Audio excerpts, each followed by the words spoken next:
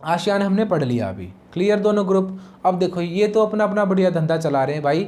यूरोपीय यूनियन भी है, एकता में है, बढ़िया तरीके से काम कर रहा है। आसियान वाले भी ढंग से काम करते हैं, उनका भी इकोनॉमी ग्रोइंग है, बहुत अच्छे लेवल पे वो हैं। सिंगापुर जैसे अच्छे अच्छे देश हैं वहाँ पे अब, ठीक है।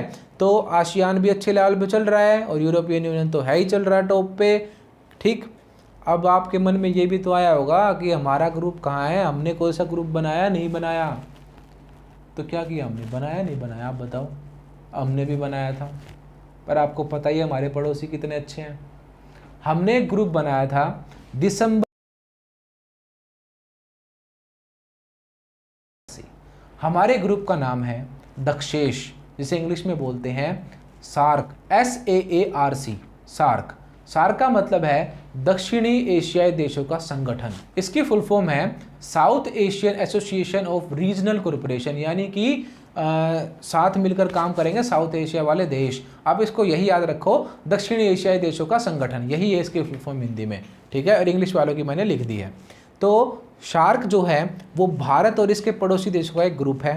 पर आपको पता है हमारे पड़ोसी तो हमारे बस मतलब तरक्की क्या, ये वही औरत है जो नाटकों में दिखाई जाती है, जो आगे बढ़ने नहीं देती ना, पता है वो चल रही है, कभी तेल डाल देंगी, वो गिर गई जीने से, फिर कुछ हो रही है कोकिला बहन, कभी कुछ हो रहा है कभी कुछ हो रहा है। वही हाल है हमारे ग्रुप का भी, ठीक है।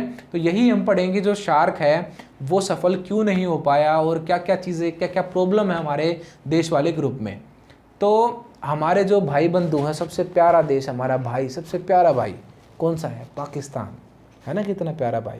आज़ाद होते ही लड़ा, फिर लड़ 65 में, फिर लड़ाई 71 में, फिर कारगिल में लड़ा 99 में। तो कितना प्यारा भाई है, भाई है तो लड़ाई तो होगी है ना, प्यार है वो हमारा, ठीक है। भाइयों के साथ लड़ाई होती है। तो पहला प्यारा भाई हमारा पाकिस्तान, वो उसकी वजह से हम वर्ल्ड इकोनॉमी बनेंगे, हमारा शार्क तरक्की करेगा। समझ गए ना आप कैसे तरक्की करेगा, यही हो रहा है हमारे ग्रुप के साथ। तो शार्क बना है 1985 में, ठीक है, 1985 में शार्क बना है। और इसके जो सदस्य हैं वो देख लो आप। सबसे पहले तो सदस्य हैं हम। कौन से देश के हम, कमेंट में बता दो कौन से देश के हम, पता है ना अपना देश। तो सबसे पहले सदस्य हैं हम, यानी कि भारत, ठीक है। मैप में देखते चलो और साथ साथ देखना, भारत के बाद आएगा पाकिस्तान, पाकिस्तान के ऊपर अफगानिस्तान, ये तीनों हैं इसके सदस्य। हालांकि अफगानिस्तान दक्षिण एशिया में नहीं आता, पर फिर भी हमने उस बेचारे को शामिल कर रखा था कि हाँ चल दे देंगे रोटी पानी तेरे को भी, कोई दिक्कत नहीं है, मिल के कर लेंगे, कुछ खा पी लियो तो भी। तो अफगानिस्तान को भी हमने अपने साथ में मिला रखा था। पर अब तालिबान का राज है, शायद वो ग्रुप में नहीं रहेगा अब, ठीक। तो सबसे पहले मेंबर हुए भारत, पाकिस्तान और अफगानिस्तान, तीन इस तरफ हो गए। अब बिल्कुल भारत की जो सीमा से लगते हैं ना वही देश हैं, पड़ोसी तो वही होता है ना जो बिल्कुल साथ में हो। आपके दिमाग में ये आ रहा हो भारत उसके साथ क्यों नहीं बना लेता, जो ये है यूरोपीय यूनियन के साथ मिल जाए। भाई पड़ोसी तो झेलने पड़ेंगे जो हैं, जो आपका भाई होगा, ख़राब हो चाहे अच्छा हो, उसी के साथ तो रहोगे ज़िंदगी भर, या किसी दूसरे को पकड़ के भाई बना लोगे, समझे बात को। तो इसीलिए जो हमारा ग्रुप है, ठीक है, वो है दक्षेश, और ये सफल नहीं हो पा रहा है, वो हम पढ़ रहे हैं अभी। कौन कौन से देश अब तक हमने पढ़ा था, भारत, पाकिस्तान और अफगानिस्तान। अभी इधर आ जाओ, नेपाल है, भूटान है, ठीक, भूटान के नीचे बांग्लादेश है। कितने हो गए, 6 देश हो गए टोटल, ठीक। 7वां है श्रीलंका और 8वां है नीचे मालदीव, ठीक। तो अब हम पढ़ रहे हैं क्या क्या प्रॉब्लम है शार्क के सामने। सबसे पहली बात आप सबको पता है, अफगानिस्तान में तो तालिबान का भी राज हो गया और वहाँ पे आतंकवाद तो शुरू से है ही। तो अफगान सीमाओं पर आतंकवाद का जमाव, ये है इसकी प्रॉब्लम। दूसरी बात, पाकिस्तान हमारा भाई, सबसे प्यारा भाई, बार बार लड़ता है, इतने युद्ध होते हैं, हमारा कोई म्यूचुअल ट्रस्ट तो है ही नहीं, यूरोपीय यूनियन की तरह कोई है हमारी दोस्ती, हम कर सकते हैं ऐसे। उन्होंने तो आपस में बोलकर एक दूसरे के परमाणु हथियार भी नष्ट कर दिए, भाई तू हटा ले, हाँ ठीक है भाई मैं हटा लेता हूँ, उनके तरह से चलता है। अब हम बोलते हैं पाकिस्तान अपने वो हटा दे, मिसाइल छोड़ देते हैं, मान लेगा पाकिस्तान हमारी बात? या पाकिस्तान हमसे बोले? है इस लेवल का विश्वास हमारे अंदर? नहीं है हमारे अंदर ऐसा विश्वास। क्यों? क्योंकि जो युद्ध हुए हैं और आज तक जो हमारी लड़ाइयाँ होती रहती हैं, जो आपस में आर्मी की मुठभेड़ होती रहती है, आतंकवाद फैलाया गया है, उसकी वजह से इन देशों में आपसी प्रेम, आपसी विश्वास, ठीक है, कोई म्यूचुअल ट्रस्ट नहीं है एक दूसरे के ऊपर, ठीक है। तो अफ़गानिस्तान में दिक्कत, पाकिस्तान में दिक्कत, नेपाल जो है वहाँ पे बहुत सालों तक राजा का शासन रहा था और इतनी बड़ी इकोनॉमी नेपाल है भी नहीं, पर ठीक है, नेपाल हमारा अच्छा रिलेशन रहा नेपाल के साथ, पर अब भी कुछ टाइम पहले भी नेपाल के साथ विवाद हुआ था। छोटी मोटी बातों को लेकर नेपाल के साथ विवाद रहते ही हैं, पर नेपाल के साथ फिर भी अफगान पाकिस्तान वाला हाल नहीं है, ठीक रिलेशन है हमारे नेपाल के साथ। उसके बाद आया भूटान, ये भी एक छोटा सा देश है, ठीक। बांग्लादेश, वो भी कभी पाकिस्तान ही था 71 तक, तो अब वो बांग्लादेश बना था, उसके पास वैसे ही कुछ नहीं है। उसी के 80 लाख लोग हमारे देश में रह रहे हैं, उनको ही समेटना मुश्किल है हमें। तो 71 में जब लड़ाई हुई थी तो ये भाग कर आए थे वहाँ से, शरणार्थी थे। तो चकमा शरणार्थी वर्ड सुना होगा आपने, जो एनआरसी भी लागू हो रहा था, जिनको भगा रहे थे वापस, तो वो इन्हीं से रिलेटेड चीज़ें थी वो। तो जो बांग्लादेश है वो भी ऐसा ही देश है, ठीक। उसके बाद श्रीलंका जो है, वहाँ पे अपनी अलग ही दिक्कत थी, वहाँ पे जातीय संघर्ष चल रहा था। इन्हीं चीज़ों को आगे हम डीप में पढ़ेंगे। अभी सिर्फ ये देखो कि श्रीलंका में क्या दिक्कत थी, जातीय संघर्ष, वो आपस में लड़ते रहते श्रीलंका वाले एक दूसरे से, ठीक है। तो वो भी ज़्यादा डेवलप नहीं हो पाया।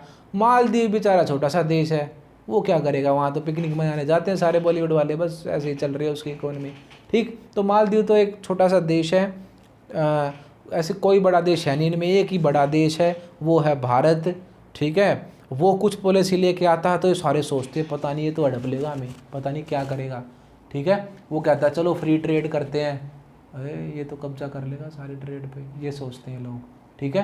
तो आपसी विश्वास की कमी है, आपसी प्यार की कमी है, इसीलिए हमारा जो दक्षेश है, जो शार्क है, वो सफल नहीं हो पाया। तो आप दक्षेश की डेट याद कर लो, 8 दिसंबर 1985।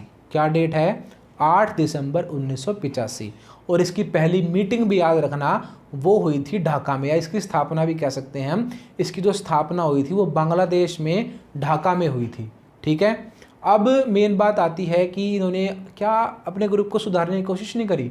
बहुत कोशिश करी है, बहुत सारे एग्रीमेंट करे हैं, हमेशा शांति वार्ताएं चलती हैं, पर जो है फिर भी ये इतना अच्छे तरीके से ग्रो नहीं कर पा रहा है। अब जैसे ही मैंने एग्रीमेंटों की बात की, इन्हीं एग्रीमेंटों में से एक एग्रीमेंट आता है जो कि 2004 में लागू हुआ, उसका नाम है SAFTA, उसे बोलते हैं साफ्टा, ठीक है।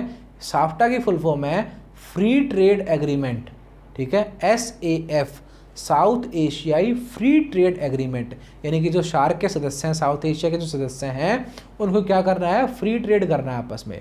ये लागू भी है ये, और एक दूसरे से हम फ्री ट्रेड करते भी हैं, नेपाल से भी करते हैं, भूटान से भी करते हैं, पाकिस्तान से भी करते हैं, पर वो कभी लड़ाई हो जाती है, कभी कुछ, ये ऐसे थोड़ा थोड़ा कभी सस्पेंड हो जाता है ये रूल, कभी फिर लागू हो जाता है, कभी कुछ। तो इन्हीं प्रॉब्लम्स की वजह से हम नहीं कर पा रहे। तो ये सारी प्रॉब्लम्स आप हेडिंग में देख लो एक बार, और इनको अच्छे से याद कर लो, पेपर में आपको लिख के आनी है, शार्क सफल क्यों नहीं हो पा रहा। अब देख लो सारे पॉइंट। पहला है भारत के प्रभुत्व का भय, यानी ये लोग डरते हैं कि बाकी सभी छोटे हैं ना, भारत एक बड़ा देश है इनमें, तो ये लोग डरते हैं कभी भारत अपनी डोमिनेंसी ना बना ले हमारे ऊपर। दूसरा है वही अफगान सीमा पर, अफगानिस्तान पाकिस्तान में आतंकवाद का गढ़। तीसरा है भारत पाकिस्तान के विवाद, आतंकवाद को लेकर। चौथा है कश्मीर मुद्दा, जो कि उलझा हुआ है भारत और पाकिस्तान। पांचवा है चीन भी सपोर्ट करता है इन्हें। चीन देखो दक्षिण एशिया का भाग है, सबसे बड़ा देश है दक्षिण एशिया में, ठीक है। इंडिया से भी बड़ी पावर है चीन, ठीक।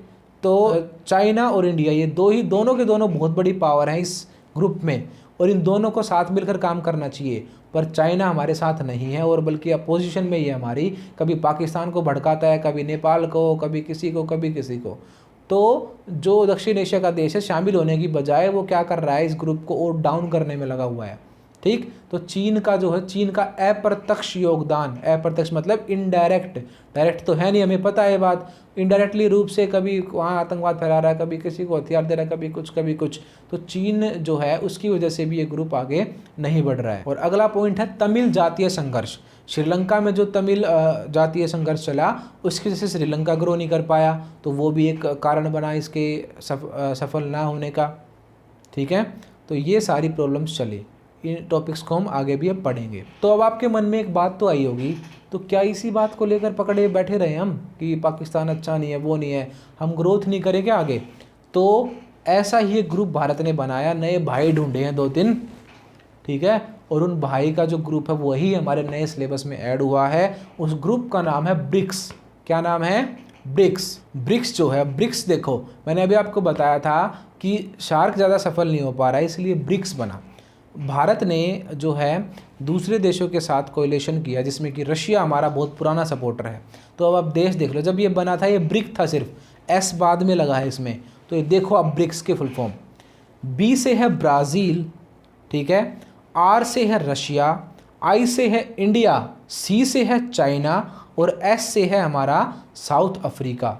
तो इन देशों ने मिलकर अपने अपने आप को थोड़ा आगे ले जाने के लिए, अपनी इकोनॉमी को सुधारने के लिए अपना एक ग्रुप बनाया है जिसका नाम है ब्रिक्स। ये नया टॉपिक है, मैं इसके ऊपर पूरी वीडियो स्पेशल बना रहा हूँ। अगली जो वीडियो आएगी वो पूरी ब्रिक्स के ऊपर होगी, और भी जो जितने भी नए टॉपिक एडिड हैं वो सारे हम इसमें पढ़ेंगे, ठीक है। तो अगली वीडियो को आप देखें और उसमें आपको ये सारे टॉपिक मिल जाएंगे। तो जैसे आप पॉलिटिकल पढ़ते हो हमारे चैनल पे आके, तो इसमें कुछ आपकी स्टोरी वाली वीडियो भी आएंगी, जैसे कि पाकिस्तान के साथ लड़ाइयाँ हुई थी वो आएंगी, और भी कोई डॉक्यूमेंट्री टाइप वीडियोस आएंगी। उन वीडियोस को आप अच्छे से देखें, क्योंकि वो आपके सिलेबस का ही पार्ट है। ऐसे ही नहीं है कि मज़ा देने के लिए बना दिया आपको, ये बढ़िया है मूवी देख लेंगे बच्चे, ऐसे नहीं है। वो बिल्कुल आपको अपने एग्जाम्स में टॉप करवाने में हेल्प करेंगी। वो इंटरेस्टिंग वीडियो हमने जानबूझ के बनाई है ताकि आप अच्छे से पढ़ाई में इंटरेस्ट लो और सारी बातों को अच्छे से सीख जाओ। तो डॉक्यूमेंट्री वाली वीडियोस को भी आप बहुत अच्छे से देखो, उनके पीछे जो लिखा आता है उनको अपने नोट्स बनाओ, सारी चीज़ों को समझो अच्छे से, ठीक है। तो अगर आपको वीडियोस अच्छी लग रही हैं तो चैनल को लाइक कर दें, शेयर कर दें वीडियोस को, ठीक है, सब्सक्राइब कर लें अभी, बिल्कुल अभी, और अपने दोस्तों को भी शेयर कर दो, ठीक है। यहाँ तक जो ब्रिक्स वगैरह आएगा इसको हम अगली वीडियो में कवर कर लेंगे। पर अब हमारे कुछ और टॉपिक रहते हैं, जैसे कि चाइना। अब ब्रिक्स जो हमने शुरू करा था उससे पहले हम चाइना की बात कर रहे थे कि चाइना जो है हमारा एक पड़ोसी देश है। तो हमें चीन की अर्थव्यवस्था के बारे में समझना है। आप खुद सोच के देखो ये चीज़ आप क्यों समझ रहे हो, क्या ज़रूरत है आपको बुक में पढ़ाने की। ये इसीलिए पढ़ाई जाती हैं चीज़ें क्योंकि आप भारत के एक बच्चे हो, भारत के एक नागरिक हो, आगे चलकर आपको ही देश संभालना है, आप ही बनोगे कुछ ना कुछ। कोई बिजनेसमैन बनेगा, कोई कुछ बनेगा। तो इकोनॉमी कैसे ग्रो हुई थी चाइना की, कभी अमेरिका की पढ़ाते हैं हमें, कभी किसी के, इसीलिए पढ़ाते हैं ताकि आप भी अपने देश के लिए आगे चलकर उन्हीं चीज़ों को सीखो, उनसे जानो उन्हें, कि उन्होंने क्या गलतियाँ की, क्या कमियाँ की, और आप उन्हीं चीज़ों को अपनी पावर बनाओ और आगे निकलो उनसे, ठीक। तो अब हमें पढ़नी है चाइना की इकोनॉमी, कि चाइना जब हमसे 2 साल बाद आज़ाद हुआ उसके बाद भी वो हमसे इतना आगे कैसे निकल रहा है। आज वर्ल्ड में कोई चीज़ देख लो, ये फ़ोन उठा लो, उसकी बैटरी खोलो, मेड इन चाइना। अपने कोई बच्चा खेल रहा है उसका खिलौना पकड़ो, मेड इन चाइना। कभी कोई फ़ोन, इलेक्ट्रिक जितनी भी सामान है, कुछ भी चला लो आप, रिमोट खोल लो कोई भी, मेड इन चाइना। सेल निकालोगे उस सेल पे मेड इन चाइना, जूते चप्पल पे भी मेड इन चाइना लिखा होता है, ठीक है। लड़ियाँ खरीदते हो दिवाली पे, पता नहीं क्या क्या इलेक्ट्रिक गैजेट, बल्ब, पंखे, इलेक्ट्रिक कूलर वूलर, सब कुछ चाइना बनाता है। छोटी से छोटी चीज़ चाइना बनाता है। तो चाइना की इकोनॉमी इतनी ग्रोथ कैसे कर गई, ये सारी बातें अब हम पढ़ने वाले हैं। तो हम समझेंगे चाइना को बिल्कुल शुरू से। हम आज़ाद हुए थे 1947 में, उससे 2 साल बाद आज़ाद हुआ था चाइना 1949 में। कब हुआ था? 1949 में। और यहाँ पे एक नेता हुआ करते थे माओ तसे तुंग। क्या नाम है नेता का? माओ तसे तुंग। अब माओ याद रख लो, माओ, ठीक है, माओ माओ, ठीक है, मोमोज से याद रख लेना, माओ माओ मोमोज, ठीक है, चाइनीज़ है ना मोमोज भी। तो माओ, मोमोज जैसी शक्ल है, देख लो शक्ल इसकी, है ना, कैसी है? मोमोज जैसी है। तो पहला नेता कौन है? मोमोज है इनका, यानी कि माओ है। अब माओ जो है वो एक साम्यवादी नेता था। मैंने साम्यवादी आपको समझाया था, ऐसी विचारधारा जो चाहती है सब कुछ अपने कंट्रोल में हो और मैं सबको एक समान रखूं, ठीक है, विदेशों से कोई मतलब नहीं है, बिजनेस से कोई मतलब नहीं है। तो माओ के टाइम पे ऐसा था चाइना। अब माओ के बाद क्या हुआ? चाइना ने कुछ साल तक ऐसे ही अपने आप को रखा, यानी वो अपने देश में ही रहता था, अपना ही उत्पादन करता था, खुद ही उसको यूज़ करता था, लोगों की लाइफ अच्छी थी। पर वर्ल्ड लेवल पे जो चाइना है वो पिछड़ रहा था। उसने टाइम पे ये बात समझ ली कि वो इस चीज़ की वजह से पीछे जा रहा है। एक साम्यवादी देश होते हुए भी उसने क्या रास्ता अपनाया? पूंजीवाद का रास्ता अपनाया, यानी कि वर्ल्ड इकोनॉमी में वो आगे बढ़ने लगा, ठीक है, और दूसरी दुनिया के देशों से बातचीत करने लगा। तो 1939 यानी 50 मान लो आप, 1950 का दशक और 60 का दशक वो प्योर साम्यवादी था।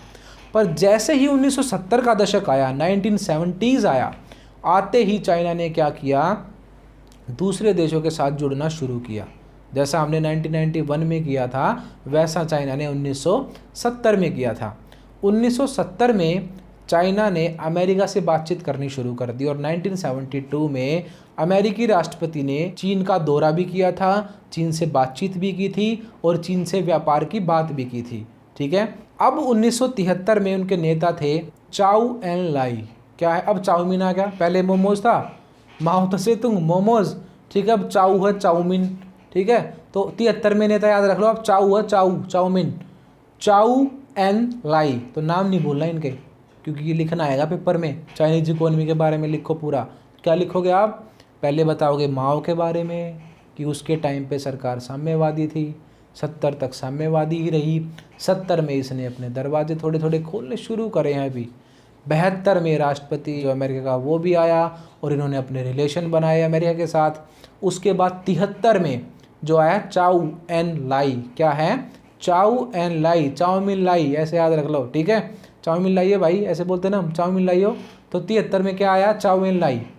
ठीक, तो चाउमीन लाई जो है उसने आकर सुधारों की बात की थी कि हमें अपने देश में सुधार करने चाहिए और आधुनिकीकरण की उसने बात की, मॉडर्नाइजेशन की बात की।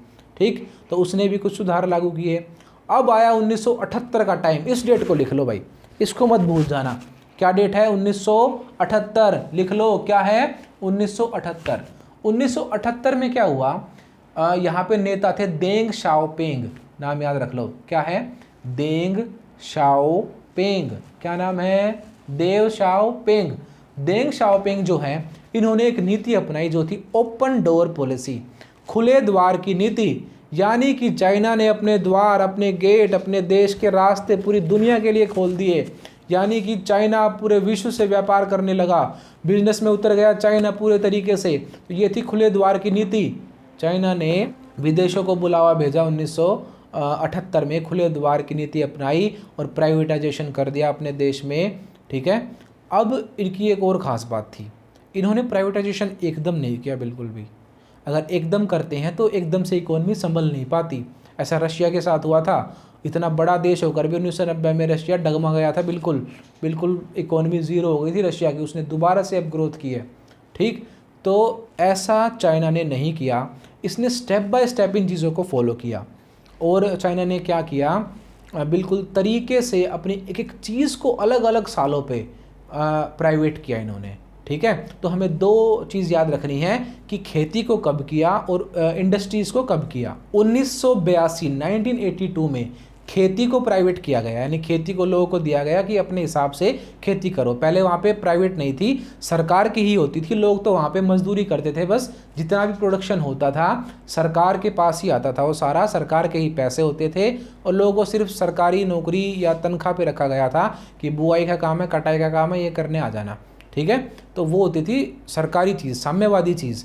पर अब क्या करा? प्राइवेट कर दिया। लोगों को खुद के खेत दिए गए। अब खेत दिए जाएंगे तो प्रोडक्शन बढ़ेगा, लोग अपने दम लगाएंगे, मेहनत लगाएंगे अपने पैदावार को बढ़ाने के लिए। तो यही चाइना ने किया। उसने क्या किया? खेतों का निजीकरण किया, खेती का निजीकरण किया। डेट याद रखना 1982। क्यों डेट याद कर रहे हो आप? ये सारी 1 नंबर में नहीं पूछेंगे आपसे, 6 नंबर में आपसे पूछ लेंगे कि चाइना जो है उसकी इकोनॉमी बताओ कैसे डेवलप हुई। अब ऐसे घिसी पिटी लाइन लिख के आओगे, फिर बोलोगे पूरा लिख के आया था, भर दिया था पेज, फिर भी नंबर नहीं मिले।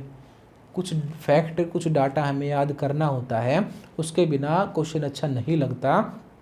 चेक करते ही समझ में आ जाता है कि जो पढ़ के नहीं आया, ऐसे ही 4-5 लाइन लिख रहा है। ठीक है, तो इसीलिए हमें कुछ हेडिंग्स बहुत अच्छे से पढ़नी होती हैं, डेट कुछ बहुत अच्छे से पढ़नी होती है। तो जिन जिन डेट्स को मैं बता रहा हूँ इनको तो याद कर लेना आप, अगर आपको अच्छे नंबर लाने हैं तो। ठीक है, तो डेट है 1982, खेती को प्राइवेट किया गया। अब कितने सालों बाद, देखो एकदम नहीं किया बिल्कुल, 1998 में, 1998 में जो है अपनी इंडस्ट्रीज़ को प्राइवेट किया इन्होंने। ठीक है, तो इस तरीके से चाइना ने अपनी इकोनॉमी को डेवलप किया और हर छोटे छोटे बिजनेस में वो घुसा और उसकी जो कमजोरी थी उसकी जनसंख्या, उसी को उसने अपनी पावर बनाया और दुनिया की सबसे सस्ती लेबरों में से उसकी लेबर आई और उस लेबर का उसने यूज़ किया और फैक्ट्रीज़ लगाई, उद्योग धंधे लगाए और बहुत बड़े लेवल पे आज वो व्यापार कर रहे हैं। अब उसने दो चीज़ और की, उसने अपने देश में SEZ जोन बनाए। इन्हें बोलते हैं सीज एरिया, हिंदी में बोलते हैं विशेष आर्थिक क्षेत्र। यानी कि कुछ स्पेशल एरियाज़ बनाए जाते हैं जो कि विदेशी कंपनी आकर वहाँ पर अपनी फैक्ट्रियाँ लगाती हैं, वहाँ पर निवेश करती हैं। जैसे कि आप देख सकते हो दिल्ली के पास गुड़गांव भी है, ये भी एक सीज एरिया बना था कभी। नोएडा में भी इंडस्ट्रियल एरिया देखते हो आप, ठीक है। और अगर आप राजस्थान वाले एरिया से हो तो वहाँ पे आप देख रहे हो नीमराणा साइड में पूरा अब इंडस्ट्रियल एरिया बन रहा है, कोई जापान को दिया गया है वो एरिया पूरा, ठीक है।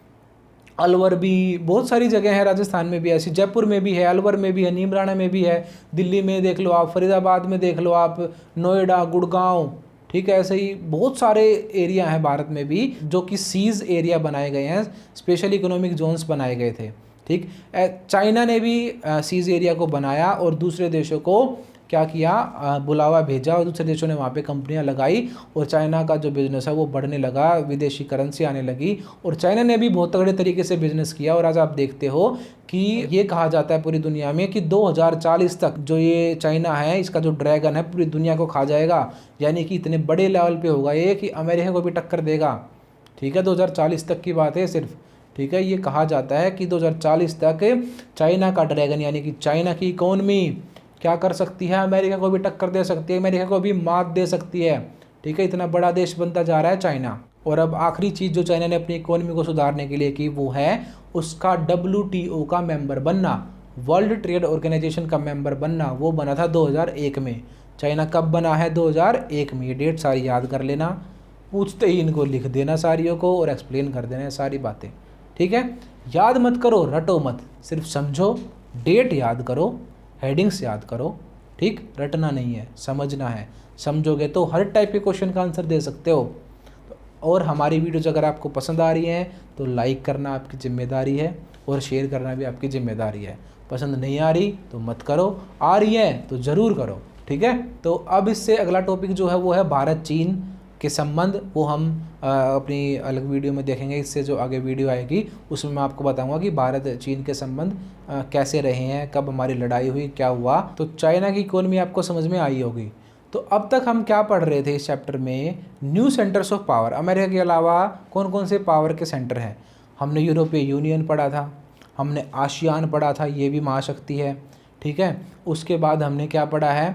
चाइना पढ़ा है, ठीक है, तो ये भी एक महाशक्ति है। हमने शार्क पढ़ा था, ठीक है। शार्क के देश भी हैं कुछ, जैसे कि भारत है, ये भी महाशक्ति बन सकते हैं, इनके पास हर तरह की कैपेबिलिटी है, ठीक। तो इंडिया हो गया उसमें। अब एक और है यहाँ पे एशिया में चाइना के ऊपर, रशिया। उसके बारे में भी हमें थोड़ा सा जानना है क्योंकि वो नया एडिट टॉपिक है। तो रशिया जो है 1990 तक बिल्कुल एक साम्यवादी देश हुआ करता था, सोशलिस्ट देश। इसने अपना एक ग्रुप बना रखा था USSR। रशिया के बारे में आप सबको पता है कि बड़ा ही पावरफुल देश है रशिया, अमेरिका से हमेशा टक्कर में रहा है रशिया। तो रशिया की इकोनॉमी भी बहुत आगे है, रशिया टेक्नोलॉजी में भी बहुत आगे है। आपको पता होगा हमारे भी बहुत सारे जो इक्विपमेंट्स हैं हमारी आर्मी के पास भी, और हमारे रॉकेट वगैरह भी हमने बहुत सारे रशिया से ले रखे हैं। तो रशिया बहुत पहले से ही स्पेस टेक्नोलॉजी में और आर्मी में बहुत आगे है, बहुत अच्छा देश है ये, ठीक है। और हमारा हमेशा मित्र भी रहा है और अब भी हमारी दोस्ती चली हुई है। एक संधि आप यहाँ पे लिख लो, 1971 में भारत ने मैत्रिक संधि की थी रशिया से, यानी कि दोस्ती की थी रशिया से, ठीक। तो बहुत हेल्प की थी, जो हमारी पाकिस्तान से जितनी भी लड़ाई हुई है ना, हमेशा हमें हेल्प की है रशिया ने, हमें हथियार भी दिए हैं, सब कुछ दिया है। और जीडीपी के मामले में अगर हम बात करें तो विश्व में 11वें नंबर पर सबसे बड़ी जो इकोनॉमी है, सबसे बड़ी जो जीडीपी है वो रशिया है। नेचुरल रिसोर्सेज यहाँ पे बहुत ज़्यादा हैं, रशिया के पास परमाणु बम भी बहुत ज़्यादा हैं, तो कोई कमी रशिया के पास है नहीं। तो एक बढ़ती हुई ताकत है रशिया भी, ठीक। अब हमारे जो नया टॉपिक हुआ उसमें रशिया था, अब इंडिया भी है। इंडिया के बारे में आप सबको पता है, इंडिया के बारे में भी बताऊँ आपको मैं कुछ? चलो बता देता हूँ। इंडिया जो है, इंडिया में क्या हुआ, आज़ादी के बाद से इंडिया ने बहुत ज़्यादा तरक्की की है। ऐसी बात नहीं है कि हमारा देश पिछड़ा हुआ है, ये है वो, कोई भी कुछ भी बोल देता है। जैसे हमारे हालात थे ना आज़ादी के बाद, हमारा हाल पाकिस्तान वाला होना था। तो सरकार क्या है, यहाँ लोकतंत्र क्या, कुछ भी नहीं बचना था। जैसा बुरा हाल पाकिस्तान में गरीबी, भुखमरी, बेरोजगारी, वही हाल भारत का होना था। पर भारत के नेताओं ने बड़ी समझदारी के साथ भारत को संभाला है और आज भारत वर्ल्ड में, देख लो आप मोदी को जाते हैं जब, कैसे रिस्पेक्ट होती है भारत की। तो वर्ल्ड में आज भारत का एक नाम है, एक रुतबा है, वो उन्हीं मेहनत की वजह से है जो इतने सालों से आज तक सभी सरकारों ने की है, नेताओं ने की है। भ्रष्टाचार वगैरह एक अलग चीज़ है, वो मान ली मैंने आपकी बात कि भ्रष्टाचार फैल रहा है, ये फैल रहा है, हर जगह होता है भ्रष्टाचार, कहाँ नहीं है, ठीक। भ्रष्टाचार फैल रहा है, उसके दोषी कहीं ना कहीं हम भी हैं, खुद हम भी भ्रष्टाचार करते हैं। तो देश आज हमारा बहुत बड़े लेवल पे आगे बढ़ रहा है। कहाँ पे पड़ता है? दक्षिण एशिया में पड़ता है। विश्व में बहुत आगे है भारत, ठीक है। विश्व में इकोनॉमी के लेवल पे भी भारत बहुत आगे है। वर्ल्ड की सेना के मामले में भी भारत बहुत आगे है। तो ये कुछ नए टॉपिक्स हैं, अगली वीडियो में आपको एक साथ पढ़ाऊंगा। रशिया भी, इंडिया भी, इजराइल भी, स्टोरी वाली वीडियो आएगी, आप अच्छे से उसको देखना, ठीक है, और सारी बातें समझना, ठीक है। तो ये हमारा चैप्टर कंप्लीट हुआ। अगर आपको वीडियोस पसंद आ रही हैं तो लाइक ज़रूर कर दें वीडियोस को, और अपने सभी दोस्तों को शेयर भी कर दें।